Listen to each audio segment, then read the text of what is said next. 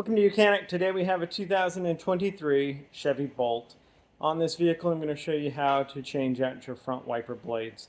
These wiper blades, you need a size 24 for the driver's side, size 16 for the passenger. They'll both be the same kind of clamp on them. So first we just need to pull the arm up right here and it will support up here. And then being able to depress, there's a little square here, depress that in, push it up, and then you want to bring the wiper a little bit away.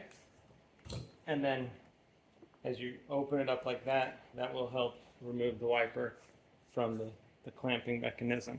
Now depending if your wiper is a universal and you've got to change different clips, that's where you would need to change this clip on if your kit of the wiper is the universal, you would change this to the one that matches this type of clip. Alright, so this type of connector is called a push button connector and push button clip. Just so you know, because you got different ones, J-hook and you name it. So you take your new wiper, replacement wiper, just as simple as lining it up through the top here, and there's some channels that we're going to get that into. And then we just pull it straight down until that little locking piece comes up through the hole there. And then we just be able to set our wiper down. Don't just throw it down. You can crack the window doing that.